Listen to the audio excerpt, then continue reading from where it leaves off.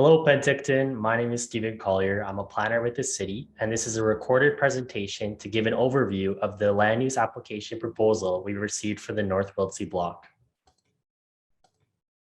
There are two parts to this info session. First, we will provide an overview of the planning process and how decisions on land use are made. Then we will go through some key information about the North Wiltse block proposal. We'll start off with a little planning 101. This section of the presentation gives an overview of land use planning and some background about the city's official community plan. The purpose of the official community plan is to provide a framework of goals and policies to guide decisions on development and land use within Penticton. The OCP was created with substantial public involvement and is meant to guide the evolution of the city up to 2045, by which time it's expected the population will grow to about 42,000 people. The official community plan establishes goals and policies to create a holistic vision for the sustainable growth of our community.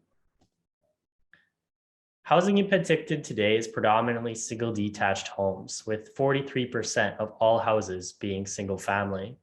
This proportion has been decreasing in recent years, and the trend is expected to continue in the future due to limited options of new single detached neighborhood development and the increased preference for more urban living closer to the downtown and other amenities. The city is expected to see an average annual population growth rate of 0.65% up until 2046. Variation in this growth rate could result in periods of higher growth or lower growth. Penticton is expected to experience net growth, mostly due to migration into the community. The 2021 census shows that Penticton has been growing quickly in the last 5 years, with an average annual population growth rate of 1.86% from 2016 until 2021. The OCP anticipates an increase of about 250 people per year to have a population of around 42,000 by 2046. This represents an increase of about 7,500 people and almost 4,500 new homes over 2016 numbers. Penticton had a population of about 37,000 people in the 2021 census. The city has seen slow but steady growth of about 0.5% a year on average since 1986. Household size has been decreasing, which is typical of an older and aging population.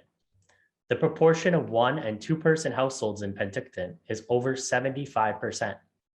In terms of needs by housing type, the greatest future needs will be for duplexes and townhouses, with over 1,500 new units by 2046.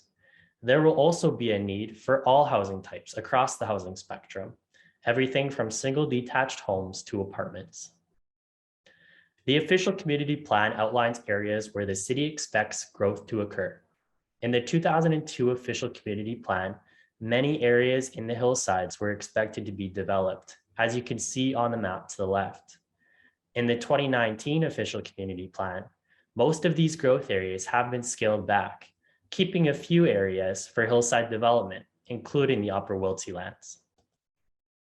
The official community plan outlines a plan to manage population growth expected in Penticton over the next 25 years.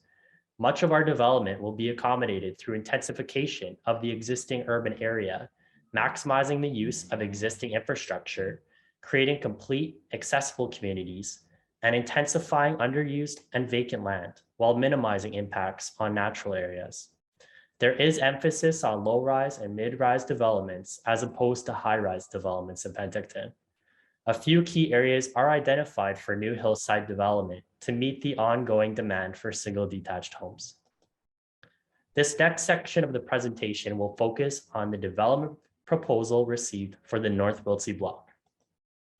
The subject lands are a total 128 hectares or 317 acres in size.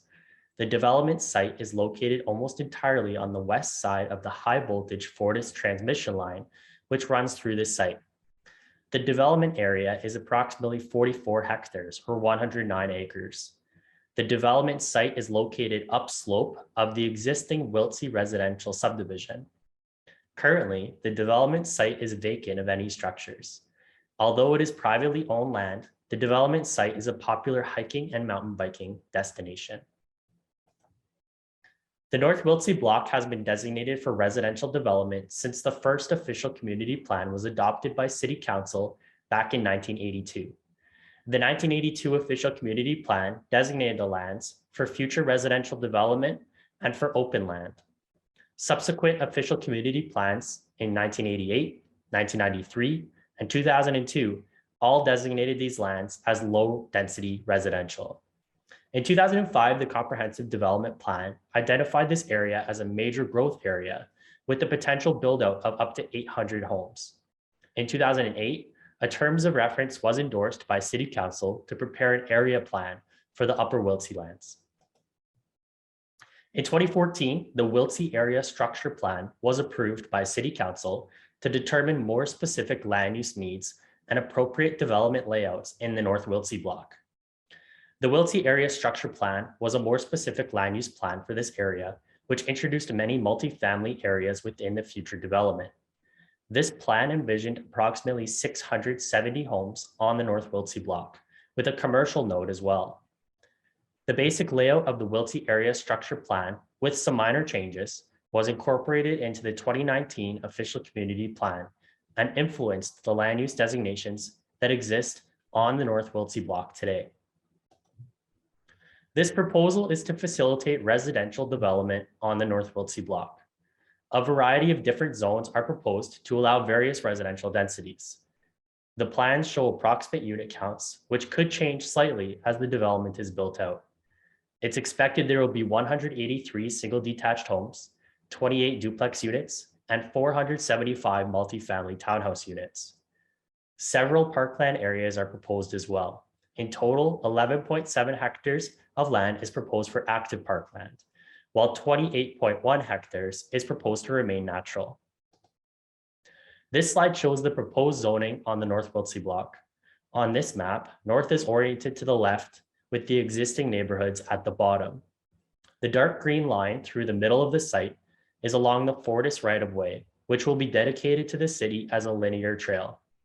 Much of the development area is on the west side, or the bottom side on this map, of the Fortis line.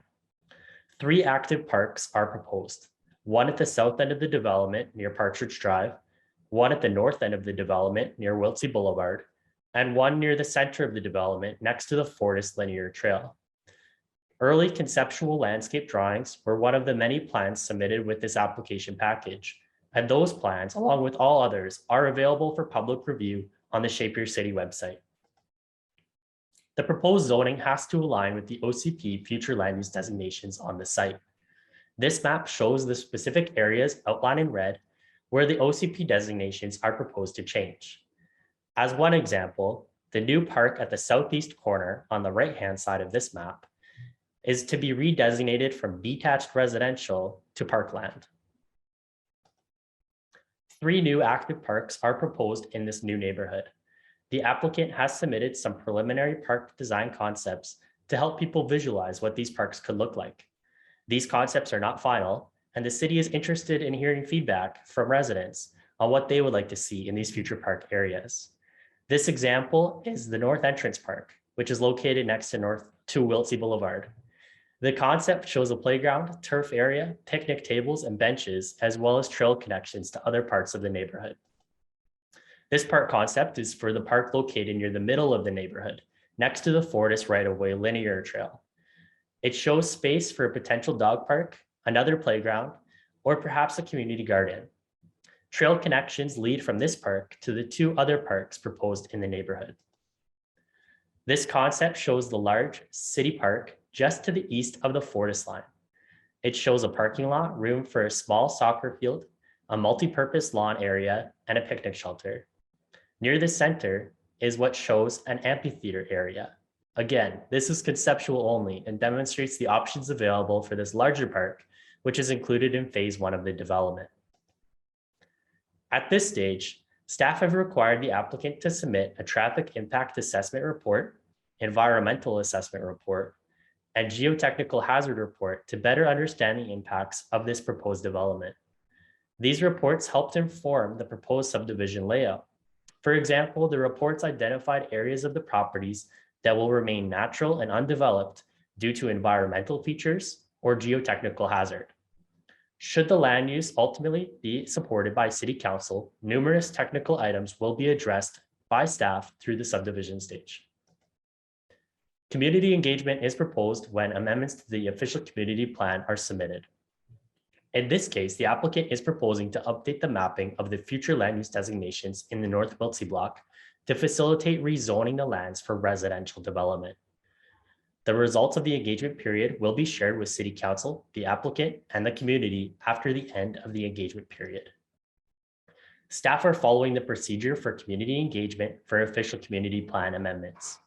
It involves many steps to raise awareness and give the public opportunities to learn about the proposal and provide their feedback. Shape Your City Penticton will be the main hub for information for the project, and that's where you can fill out a feedback form to share your views. Notice signs will be posted on the property and letters will be mailed to nearby residents within 100 meters of the development site. Stakeholder groups, including the school district and Penticton Indian Band, will be contacted for consultation. News releases and newspaper ads will also help raise community awareness about this proposal. You might be asking how to participate. First, we recommend that you review the materials available on the Shape Your City Penticton website. You can start with the 4-page overview or the staff presentation for a quick summary. You're also welcome to attend an information session if you have questions. 2 of those will be held in person and 1 of them will be available online. We also invite you to complete a feedback form on the Shape Your City Penticton website before the engagement period ends on May 8th. If you prefer, a paper version of the feedback form is available at City Hall. Thank you so much for listening to this recorded presentation. I hope it helped you understand the proposal in more detail. If you have questions, please attend one of the 3 public information sessions which are being hosted by the city. You're also welcome to contact city staff directly if you have questions. Thanks so much and have a great day.